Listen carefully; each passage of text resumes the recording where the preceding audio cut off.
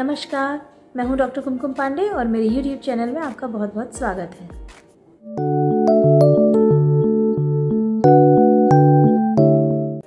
आयुर्वेद के अनुसार भोजन का सही तरीका क्या है और भोजन का उचित समय क्या है और वो कौन कौन सी चीज़ें हैं जो भोजन करते समय आपको ध्यान रखनी है, अध्यशन, समशन, विषमाशन, इन सभी के बारे में हम अपने एक वीडियो में बात कर चुके हैं। आज के वीडियो में हम भोजन की मात्रा के बारे में बात करेंगे। भोजन की मात्रा को जानने के लिए इस वीडियो को पूरा एंड तक देखिए, लाइक, कमेंट एंड शेयर करिए, चैनल को सब्सक्राइब करना और बेल आइकन को हिट करना ना भूलें। भोजन की मात्रा एक महत्वपूर्ण अंग है अपनी अग्नि को सुरक्षित रखने में। अग्नि जो है वो हमारे आरोग्य का मूल आधार होती है। जठराग्नि यानी कि जो पाचन करने की क्षमता है वो अग्नि पर डिपेंड करती है। हमारे शरीर का संवर्धन वो कैसा होगा, दोष कैसे बनेंगे, धातुएं जो हमारे शरीर को धारण करती हैं वो कैसी बनेंगी, ये सभी कुछ हमारी अग्नि पर डिपेंड करता है। इस अग्नि के लिए महर्षि चरक ने कहा है कि शांते म्रियते युक्तम जीवति चिरम अनामया। अगर ये अग्नि शांत हो जाती है तो व्यक्ति मर जाता है, मृत्यु को प्राप्त होता है, और अगर ये अग्नि उपयुक्त मात्रा में है, उचित है, तो हम बहुत लंबे समय तक आरोग्यपूर्वक यानी कि बिना रोग के जीवित रहते हैं। आहार मात्रा पुनः अग्नि बलापेक्षिणी। हर व्यक्ति की आहार की मात्रा अग्नि पर डिपेंड करती है, यानी कि उसकी डाइजेस्टिव पावर पर डिपेंड करती है कि वो कितनी मात्रा में आहार को पचा सकता है। सबसे पहले तो ये जानेंगे कि उचित मात्रा में आप भोजन ले रहे हैं, इसका क्या तात्पर्य है। कि अगर आप भोजन उचित मात्रा में ले रहे हैं तो सबसे पहले तो आपकी क्षुधा की शांति होगी। दूसरा, आपके कुक्षी में, पार्श्व में मतलब साइड में या एब्डोमेन में कहीं पे भी पेन जैसा फील नहीं होना चाहिए। कहीं पे भी फटने जैसी पीड़ा या आधमान यानी कि पेट में फुलावट या पेट में कोई गुड़गुड़ शब्द होना, तनाव होना, ऐसा आपको महसूस नहीं होना चाहिए। और ये जो आपकी नॉर्मल रूटीन है जैसे कि ब्रीदिंग, सांस लेना, हंसना, चलना, बोलना, उठना, बैठना, ये सब बाधा रहित होना चाहिए। यानी कि ऐसा ना हो कि आहार लेने के बाद आपसे चला नहीं जा रहा है या बैठा नहीं जा रहा है या सांस लेने में तकलीफ़ हो रही है या हृदय पे आपके कहीं दबाव पड़ रहा है, आपके शरीर में कोई भारीपन महसूस हो रहा है। अगर ये सब चीज़ें नहीं हैं और आपकी इंद्रियां प्रसन्न हैं, भोजन के बाद जो तृप्ति फील होनी चाहिए वैसा अगर फील हो रहा है, ये सब लक्षण है, तो इसका मतलब है आपने जो भी भोजन लिया है वो एकदम उचित अमाउंट में, प्रॉपर मात्रा में लिया है। आहार की मात्रा दो तरीके की हो सकती है। अगर वो सामान्य नहीं है तो या तो आप सामान्य मात्रा से कम मात्रा में भोजन ले रहे हैं या फिर जो आपको डेली रिक्वायरमेंट है उससे अधिक मात्रा में भोजन ले रहे हैं। तो यदि आप कम मात्रा में अपने रिक्वायर्ड जो मात्रा है उससे कम ले रहे हैं तो धीरे धीरे आपका शरीर कृश होता जाएगा, आपकी सार कम होते जाएंगे। जो 8 सार बताए गए हैं, त्वक सार, रक्त सार, मांस, मेद, अस्थि, मज्जा, शुक्र, ये सभी धातुएं जो है धीरे धीरे आपकी क्षीण होती चली जाएंगी, इंद्रियां शिथिल होती चली जाएंगी। आपको चक्कर, कमजोरी या इस तरह की अगर लक्षण फील हो रहे हैं, भोजन की अति मात्रा जो है वो तीनों दोषों को एक साथ प्रकोपित करने वाली होती है।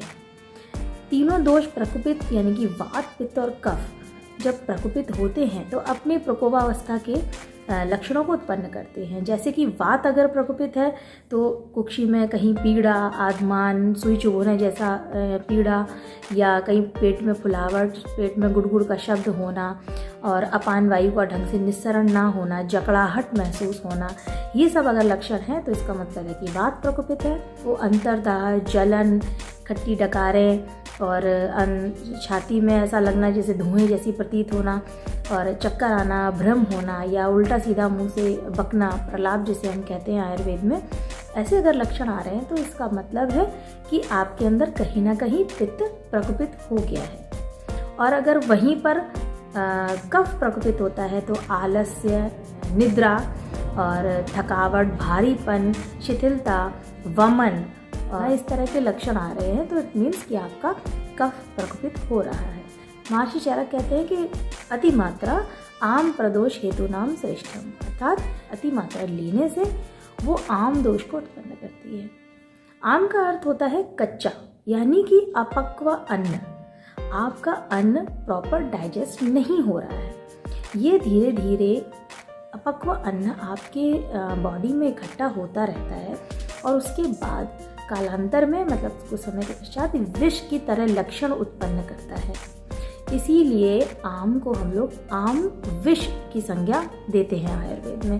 विष के समान आपके शरीर को धीरे धीरे नष्ट करता है ये आम विष। जब आपका आहार है, लिया हुआ आहार है, प्रॉपर डाइजेस्ट नहीं होता तो अजीर्ण कहते हैं। अजीर्ण मतलब इनडाइजेशन, अपचन। यही अजीर्ण आगे चलकर आम दोष को उत्पन्न करता है। अजीर्ण के प्रकार के बारे में जानते हैं। आम अजीर्ण, विदग्धाजीर्ण, विष्टब्धाजीर्ण और रसशेषाजीर्ण। इसके अलावा और भी प्रकार बताए गए हैं, लेकिन मुख्यतः यही 4 अजीर्ण के प्रकार बताए हैं महर्षि वाग्भट ने। आम अजीर्ण वो कफ दोष की प्रधानता के कारण होता है और इसमें वमन मतलब उल्टियाँ लगना या आलस्य, भारीपन महसूस होना, इस तरह के लक्षण आते हैं तो इनको हम आम अजीर्ण कहते हैं। विष्टब्धाजीर्ण ये वात दोष की प्रधानता के साथ होते हैं। इसमें पेट में दर्द होना, इनमें बैक पे, कमर में कहीं पे भी जकड़ाहट होना, पेट में फुलावट होना, गुड़गुड़ ऐसा शब्द होना, इस तरह के अगर अजीर्ण के साथ लक्षण आ रहे हैं तो ये विष्टब्धाजीर्ण है। और अगर भोजन का दाह हो रहा है, अंदर जलन जैसी महसूस हो रही है तो ये पित्त के लक्षण हैं, यानी कि इसको हम विदग्धाजीर्ण कहते हैं।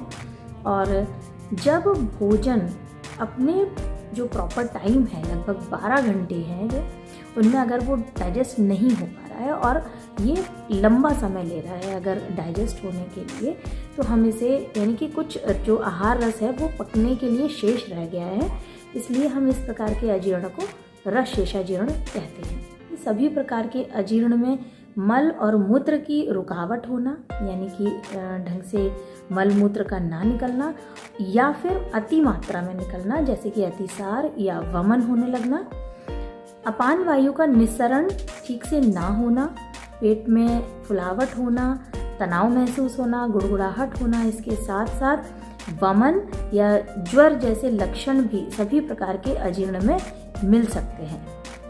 यहाँ पर एक बात क्लियर करने वाली है कि केवल अमात्रा में या अति मात्रा में खाया हुआ भोजन ही आम दोष के लिए जिम्मेदार नहीं होता। आम दोष के लिए बिना किसी विधि के अकाल में खाने से, विदाही अन्न लगातार खाने से, गुरु अन्न का सेवन लगातार करने से, या जो लोग लगातार शुष्क अन्न का सेवन करते हैं, इनके अलावा अति मात्रा में जल का सेवन करना भी आयुर्वेद में ये अजीर्ण के कारण कहे गए हैं और ये आगे चल के आम दोष को उत्पन्न करते हैं। अब इनकी चिकित्सा के बारे में जानते हैं। आमाजीर्ण में लंघन यानी कि उपवास, भोजन को स्किप करना, बिना भोजन किए हुए शयन करना प्रधान चिकित्सा। इसके साथ ही दोषों के पाचन के लिए उष्ण जल का सेवन करना बहुत ही श्रेष्ठ होता है। विष्टब्धाजीर्ण में स्वेदन करना यानी कि गर्म कपड़े से या वाटर बैग से पेट की सिकाई करना श्रेष्ठ होता है। विदग्धाजीर्ण में दुष्ट दोषों को बाहर निकालने के लिए वमन कराना होता है। इसके लिए आपको आयुर्वेदिक चिकित्सक से सलाह लेनी होगी। रसशेषाजीर्ण में भोजन के पाचन के लिए भोजन को त्याग करके शयन करना श्रेष्ठ होता है। उसको पचने के लिए थोड़ा समय देना चाहिए। सभी प्रकार के अजीर्ण में लंघन यानी कि भोजन ना करना और उसमें शयन करना, इसके अलावा उष्ण जल का प्रयोग सर्वश्रेष्ठ है। यदि आपको ऐसा लगे कि अजीर्ण होने की स्थिति हो रही है तो घर में ही मेथी, अजवाइन, हींग आदि के चूर्ण का प्रयोग कर सकते हैं। इनके अलावा चिकित्सकीय परामर्श से लिंगवाष्टक चूर्ण, लवण भास्कर चूर्ण, चित्रकादी वटी, पंचकोल चूर्ण आदि चूर्णों का प्रयोग दीपन पाचन की तरह किया जा सकता है। मात्र्या अपि अव्यवृतम पथ्यम चान्नम न जीरयति, चिंता शोक भय क्रोध दुख शय्या प्रजागरई।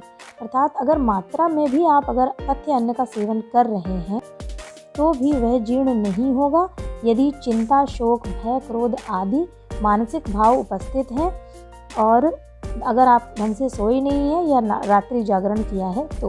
अर्थात इन मानसिक भावों का भी आपके भोजन के पाचन पर बहुत अधिक प्रभाव पड़ता है। तो दोस्तों आज के लिए बस इतना ही। अगले वीडियो में एक नई जानकारी के साथ मिलेंगे, तब तक के लिए नमस्कार।